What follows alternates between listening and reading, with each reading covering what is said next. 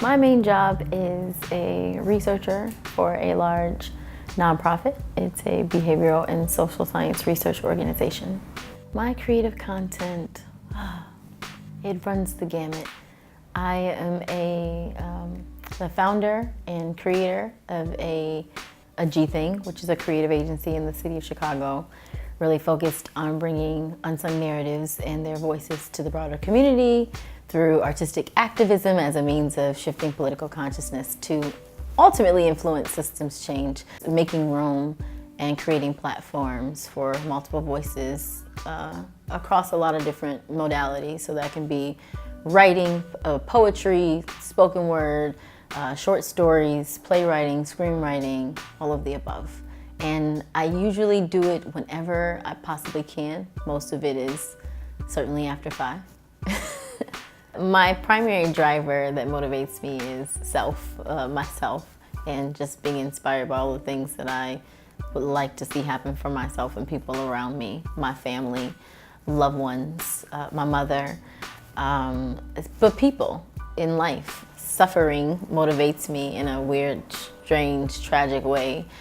Trauma, really wanting to use my art as a tool of remedying all of the injustices and ills of the world. So I see myself as an agent of change in that way. So those are the things that really motivate me to push forward with my art.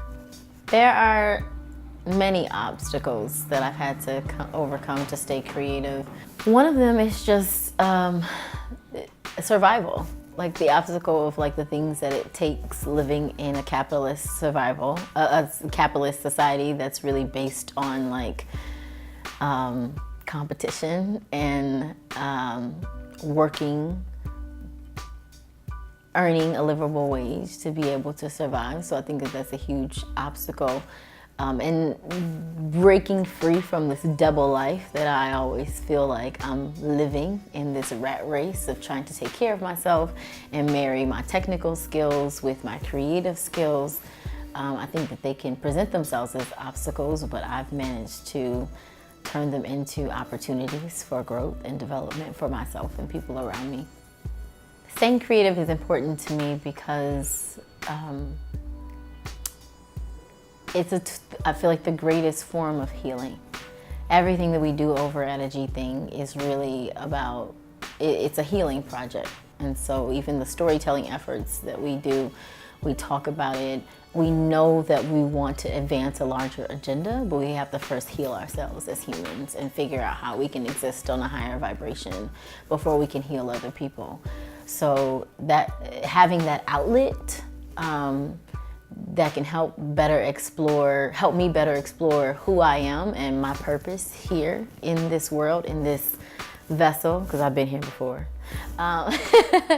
is why staying creative is so important. And recognizing that your place in the world, you're really connected to other human beings. So sometimes if you miss a move, then that other person can't be blessed because you were that door to unlock it and open that door of opportunity for them. They being inspired by just sitting in the room and being inspired by something that came out of your mouth. They might not be able to arrive where they need to arrive because you didn't take up arms and follow the passion and the purpose that was put inside you. The advice that I would give someone who's trying to find a creative outlet or stay creative, one would be true to yourself. I think that's a priori. I think there's always an internal conflict and struggle that you'll have to deal with, just because, as I mentioned, living in a structure of capitalism, there's so much just kind of pulling on you in different directions to be and perform and do gender, do race in all of these different ways, but be true to yourself. But then the other thing is we're creatures of habit. So routine is really, really important for us. So one of the things that I thought of, I wanted to finish this book that I had been working on for for 10 years. And I ended up getting an accountability partner. But part of that was, how do I incorporate what it is that I want to do into my regular life? And part of that is through routine. So I had a glass of water. I knew every day something I did without fail was have a glass of water because my life was so busy. I was in school, I was in work, you know, I was training for marathons and triathlons, but I wanted to finish. I couldn't devote time to write. So every day I put a note card under on my night seal, under this glass of water that said 3 minutes. And I would just roll over, and when I grabbed the glass of water and drank it, then I would just write for 3 minutes a day. I literally finished a manuscript, a complete novel, off of 3 minutes a day. Of course, I increased it to like 5 minutes, 7 minutes. I wrote over, but it was really about training myself to get into the habit of doing a routine. And it's the same thing, like people try new diets and then they fail on it. Well, like you can't go from like being a carnivore to just like cutting everything that you ever had out.